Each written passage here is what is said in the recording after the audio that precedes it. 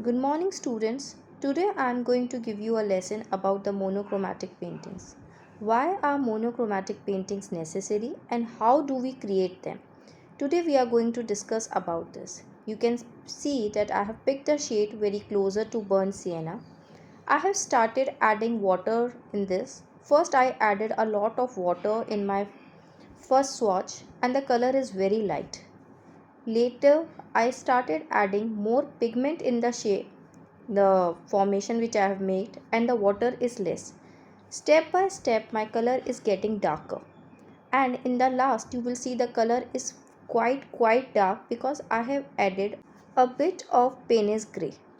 In this way, I have created the different tonal values of my hue. Now, hue is what? Hue is your main color, whichever you are going to pick for your painting. You will create its various tonal values and here you will use them to paint a painting. I have picked a color of White Knight's brand and you can use any other brand or any other shade. But I will suggest you always to pick the shades which are dark. Like now I am giving you another demo which is related to Payne's Grey. I have picked a Payne's Grey and I have started creating the tonal values of it. From the light to the darker tone I will move. Again the 5 swatches I will create for you and you can see the difference. You can use any color like this. It could be burnt sienna, Payne's grey, cadmium red, sap green, viridian, Persian blue. The colors which are very dark, they are very helpful in these paintings because you get difference of color, a wide range of tonal values you can achieve with them. When you pick only one hue, you have no choice and you start building your own shades. This is where the monochromatic paintings help you to learn the water and the color which how you have to mix them. Therefore today I picked this monochromatic painting. It is very easy to pick different colors and paint your painting. I have started painting and my first wash is very light. I will use the tissue paper to lift some color and to represent them as clouds here, but this time the result was not satisfactory for me. I struggled a lot while doing this technique because it was not 100% cotton paper, so the cauliflower like shape was coming again and again on my paper and at last I have to give up. I shifted on painting with the houses then.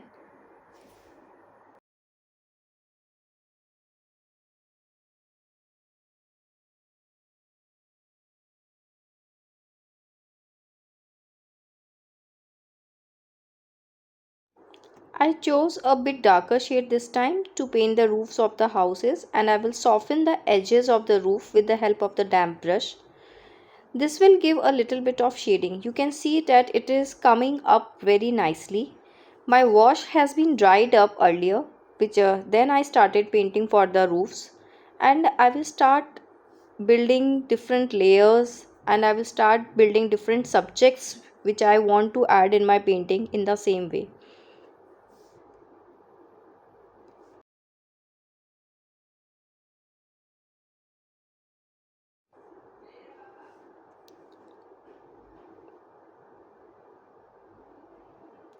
I have added one more dark coat of this color so that the roofs can shine out brightly.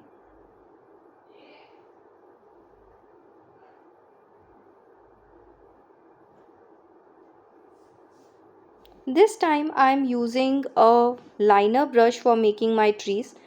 You can use any other brush also like round brush or you can use an angular brush if you have. This was my first brush I've purchased recently so I want to give a try. But you can try any other brush. I have taught many techniques to draw the trees. You can see that the color consistency is same as I have used for the roofs. The same color I am using for the trees. But later I started using this color more darker because I have added a bit of Payne's grey in this. I want this color to be dark to show the shadows which are inside built by the leaves, built by the branches, and I have uses the back tip of my brush here to make the additional branches. You can use this technique anywhere for branches, for grasses, for stems, It is a different kind of technique which you can use. Fine liner brushes are very helpful for making the thin branches or the grass blade. I have started adding some darkness to create more shadows. I have created my windows. Now my painting is not looking that lifeless. I have started adding the elements, the roof, the texture which is present on the roofs because of the bricks.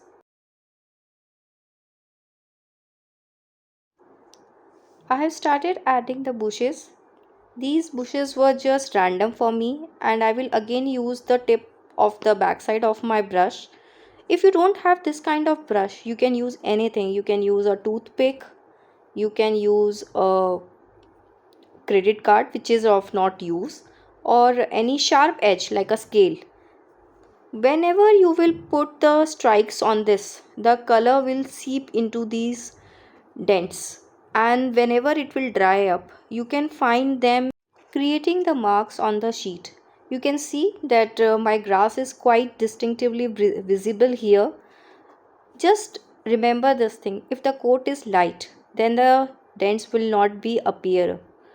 The color should be dark here, then only your dents will be visible. I have started adding some more elements. You can see some dried up trees there. They are dried up because I haven't added too many leaves there. But it's looking good. I want to hide that cauliflower like figure.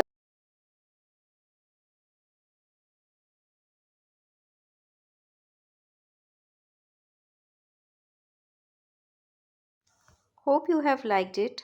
Happy creating, happy painting. See you soon.